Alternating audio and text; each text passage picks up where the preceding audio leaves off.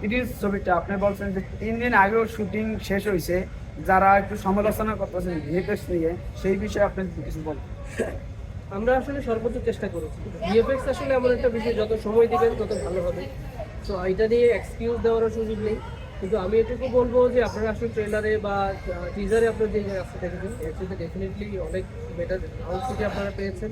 এবং আমরা এখন পর্যন্ত ম্যাক্সিমামের কাছ থেকে যেই পজিটিভ ইয়েই পাচ্ছি, যেটা বেটার আছে।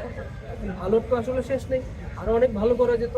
কিন্তু আমার মনে হয় যে আমরা আমাদের যেই সময়টা আমরা পেয়েছি, আমরা আমাদের সর্বোচ্চ চেষ্টা করেছি একটা অন্তত একটা স্ট্যান্ডার্ড জিনিস আপনাদেরকে উপহার দেওয়ার।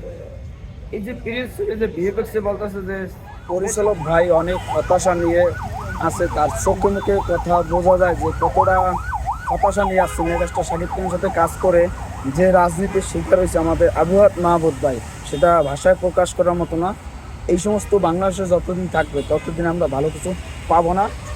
কি আর বলবো, এই যে তার যে এখন দৌড়ইতে হয়, সে এনজয় করবে শাকিব খানের নিয়ে কাজ করছে, কিন্তু এনজয় করতে পারতেছে না, সে এখন দৌড়াদৌড়ি তালেই গেছে।